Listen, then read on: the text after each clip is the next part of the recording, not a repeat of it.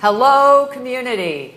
I'm Catherine Jura, a community health educator and the creator of this podcast, Hello, Community. I created Hello, Community in response to the current epidemic of social isolation and loneliness that is being reported across the United States and the world. 1 out of every 2 Americans says they are lonely. And prolonged social isolation and loneliness can lead to physical and mental illness and early death. The hopeful news is that social connection and community are the healing effects for this epidemic. So through this podcast, I will be interviewing a diverse group of individuals to hear how they developed social connection and community in their lives, especially after some significant events might have happened. Say a divorce, a death in the family, a new job, a move, which can cause folks to have to start all over. So my hope is that at the end of each podcast that you will have some new ideas for yourself to develop social connections and build community. So today, my guest is Andrew Barnes. Welcome. Thank you so much. The first time that I saw Andrew, I was watching Hope Lutheran of Troy's Sunday service online, and Andrew had come to receive a donation check. And he took some time to talk to the congregation about his work and the community they were building there. And so I reached out to Andrew and said, I'm really curious about you and what you're doing at your work. And then we got talking about your personal life. And you shared, and I shared what the podcast was about, and you shared that you'd had a recent pretty big revelation. So I was so of interest is that research shows that a lot of people often don't know they're lonely. And that was part of your story. Yes. So would you be willing to start with what was going on for you before you got to that moment of, oh my goodness, I am feeling Lonely. First of all, thank you for having me. Mm-hmm. I was honored when we talked over the phone, and this is the first time I've ever done something like this, talking about my personal feelings. Normally I'm talking about the work I do, the work the community does, and how to be better involved in the community to make change. Talking about loneliness and isolation is definitely a different part of the realm, different part of the ballgame. So yeah, I definitely will be talking about vulnerable points in my life that I most recently had to deal with. Mm-hmm. So leading up to, I would like to say, the revelation that I had, it was just coasting, living but not living. And it creeps up on you, as I mentioned when we had our first interview. I started in human services when I was 20 years old. I was going to college while interning, working with adults with comorbidity and mental illnesses and drug abuse disorders. So at 20 years old, I started to see a lot. Mm-hmm. I've always wanted to work in the field of psychology. I have a bachelor's degree in psychology and a minor in sociology. So I've always been attracted to the chaos of what brings about the worst in people and how I can make change. And as time progressed, the more I saw, the more I thought I was helping. I mean, in reality, I am, and you see all the great works of community. But as you mentioned earlier, when we first started this interview, you said a death in the family will take its toll on you. And I did have my grandfather passed away when I was 23. So I was 3 years in human services when it happened, and it really rocked my world. Because how do you walk into a building with so many broken individuals and remain positive and change when internally, and make change when internally you're not doing well? So in human services, from my personal experience and what I've learned, is a mask that you put on can be extremely detrimental to yourself, because you want to make change and you want to bring about that positive atmosphere and your aura. But what happens if internally you're not feeling that way? How can you make a change to one person or hundreds of people when you can't even see the light at the end of the tunnel when you first walk into the building? So I feel as though with years of progression of that mask, you lose parts of yourself. You lose certain passions that you might have once had because you're living but you're not. And the revelation I had was actually in this building.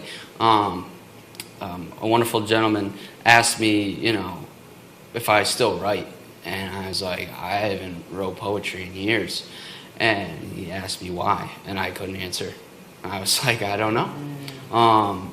And I took about 10 to 20 seconds to formulate an answer after the conversation progressed, and I said, I know why I haven't wrote anything. It's because I'm afraid of what's going to be put to pen to paper. The mask and the walls that you put on for me personally for 7 years of being in human services, I was afraid of what's going to come out. And then he came up with a great idea: just do it. Just see where it leads you. And I haven't yet done it, but I promised him and I promised myself I would start writing again. So backing up a sec, so the day when you said to your close friend, I'm lonely, where did that happen in your story? Very recent. Very recently. Yeah. And so were you having feelings but you didn't have a name for them? And then one day you had a name for it? Precisely. Oh, interesting. Mm-hmm. Okay. Years, days, years, hours, seconds, minutes of not knowing what it was. I'd find myself getting home from work and just going on my phone and watching videos that I already know the outcome. So I believe that's the form of anxiety, because you want to be comfortable. And my partner would always say, why do you keep watching the same things over and over? I go, because I know the end. She's like, so you just, when you get home, you isolate yourself? And I wouldn't call it isolation. She said, well, you're alone, and you don't really answer anybody's calls or texts, and you watch the same YouTube videos over and over. Now, times that by 7 years. That's what I've been doing for 7 years when I get out of work. And in that moment, those words came out of your mouth to her, I am lonely. Internally. Oh, internally you said that. I'm internally lonely. Yeah. I have an amazing support team, whether it be at work, my family. I have an amazing family. I have an amazing partner. I have amazing friends. But working in human services, from my personal experience, I can say that it takes a part of you, and it creeps up on you. You won't realize it until you sit down for a second and say, wow, what do I even enjoy anymore? And that leads to your isolating, because you don't even know what you want to do besides watch your videos at night. You just were, and so that was social isolation for you, and that led to the loneliness? Absolutely. So of interest, there are 3 kinds of loneliness. So you mentioned there's psychological loneliness, which is interpersonal loneliness, like I'm really wanting to connect with someone or some others. And then there's societal loneliness, like where's my group? Where do I belong? And then there's existential loneliness. What's my purpose? So you talked about sounds like you have interpersonal relationships and you have societal relationships, groups. Yes. But is it the existential? You hit the nail right on the head. And that's bringing up some emotion for you? Yeah. It's from my personal experience. When you make a lot of change, and then the next day it's just another trauma you experience, or the people that you're serving experience it, it's like a never-ending battle. And I think that never-ending battle can also be brought in within you if you let it. And unfortunately, I did have. So I would say I thought I knew my purpose, but the lines are a little blurred at the moment. So I think this is very helpful for our listeners, because most people think about loneliness as, I want a best friend, I want, an art group to belong to, or some group to belong to, or groups, or people to, but not so much like existential loneliness. And so people looking at you would think, you're doing just fine. Oh, yeah. But inside, not so much. Nope, you're totally correct. So then when you had that conversation with the fellow here, how did that tie into this topic?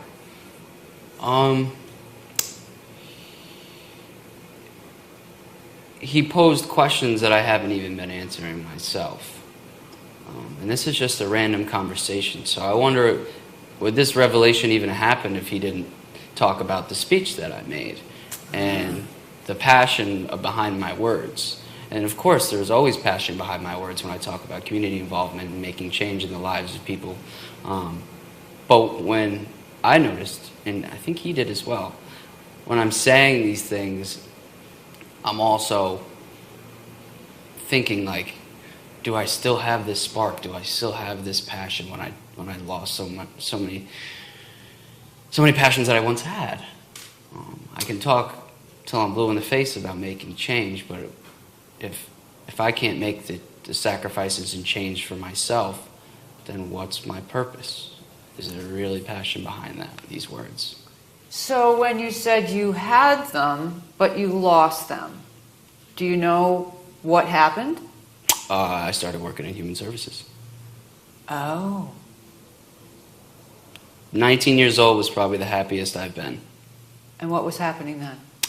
Hudson Valley Community College, writing, poetry classes, working out, running, and then started in human services and everything stopped.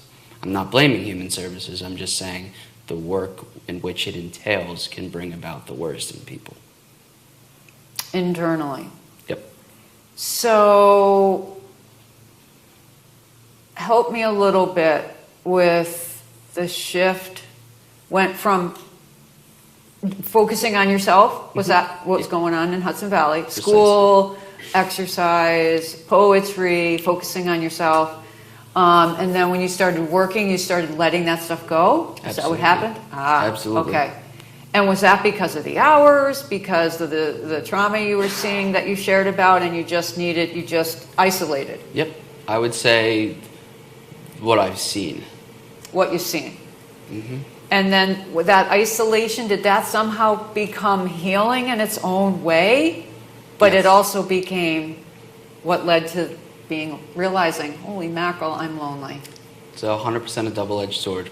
That's how isolation in the beginning of working in the field that I work was how I coped. I thought it was great. Sit alone, watch YouTube, listen to podcasts, not really talk to anybody, stay up all hours of the night, just numbing my brain with videos. So then, fast forward 7 years of doing that, and this is the outcome: loneliness, isolation. Isolation and loneliness, but almost you have two, it sounds like you have like two worlds. You have some interpersonal relationships, some group relationships, but some inner loneliness. Yes. Outer relationships, but inner. Some things have been lost inner. Absolutely. That's where your loneliness, and that's where your lack of the purpose ties in. Yes. The existential loneliness. Yes. So when you had the connection, for our listeners, we are recording this podcast at Hope Lutheran Church, in case you're confused about where we are. You were here to give a speech, and Wayne is the music director. So you and Wayne had this connect afterwards of loved what you said, and somehow it gets to you talking about writing, and then was that an organic meeting there? Yeah, it was a meeting I haven't had in a very long time, since probably my college days. So I would say 2019. I had I have really close relationships with my past psychology professors, and we used to have these conversations a lot. So I haven't had a conversation to look inwards like that in probably about 5 years. Oh, it was the looking inwards. Mm-hmm. So his questions brought you in, and did that bring up the purpose for you, or not quite then? No, he brought it up immediately. Did it? Yeah, Okay. like it's crazy how you can just make a speech and then just one simple conversation can just rock your world and just be like, wait, do I truly love doing this? Is this really my purpose? Or am I going to do this? Do I want to do this for the rest of my life?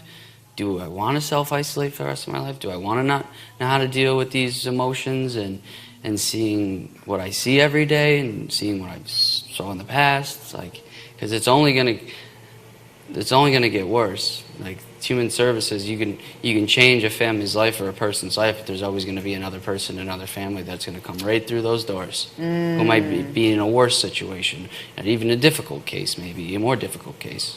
Mm-hmm. So it's like an uphill battle. And it takes a special type of person to not isolate themselves and not to bring their work home. But unfortunately, I've realized that I'm not that special a person to do it. Not that type of person, I should say. Yeah, that seems a little more. So, you've had the realization that you've existential loneliness, not sure what your purpose is anymore. Conversation brings you back to my writing. Mm-hmm. My writing.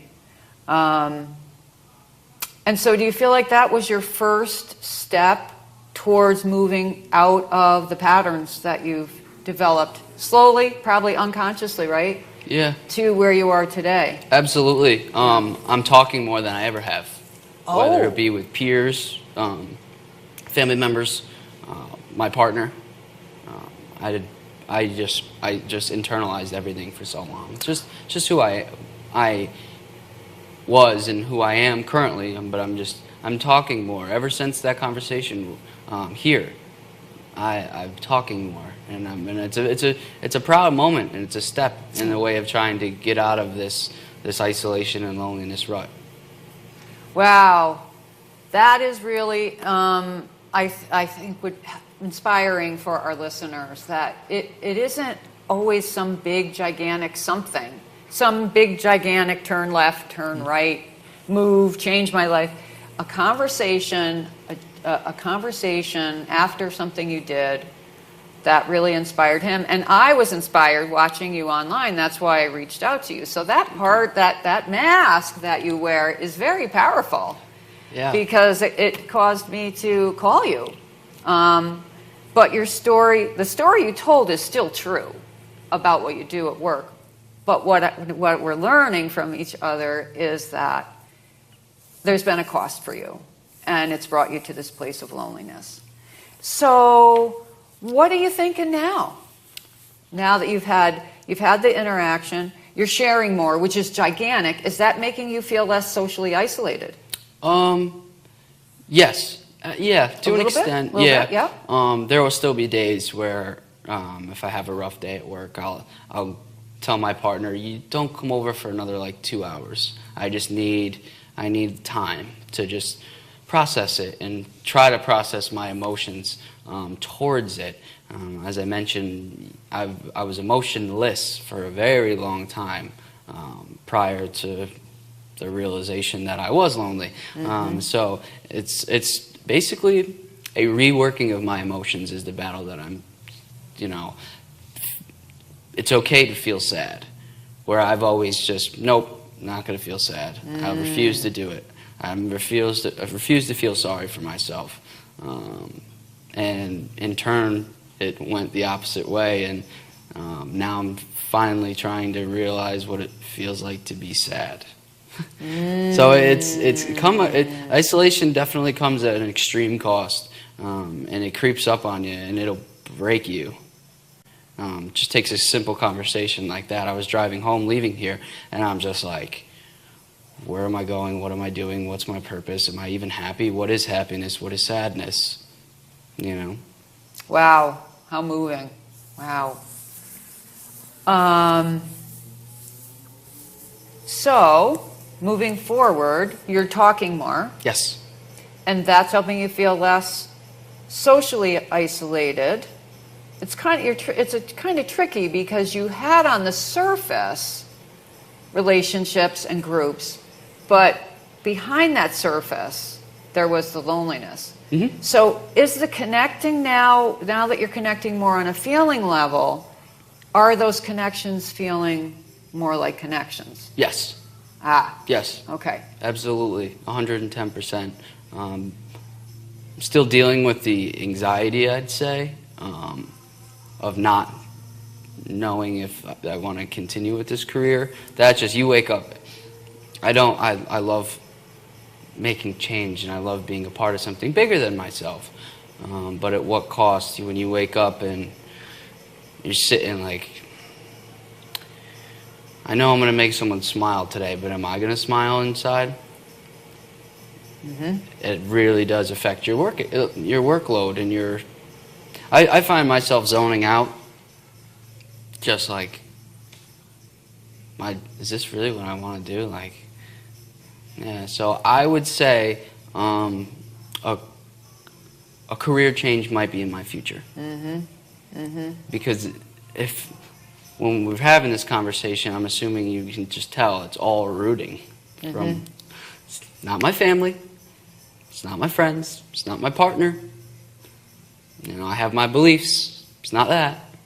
Mm-hmm. It all seems to be stemming from one thing. The purpose. Mm-hmm. The lack of purpose. Mm-hmm. The lack of purpose. As existential loneliness. Mm-hmm. So, if you were to leave our listeners with a final thought or two, what might that be from what you've learned so far in your journey, which has been a rocket ship of learning? This conversation only happened like a couple of weeks ago. Mm-hmm. What would you share with our listeners?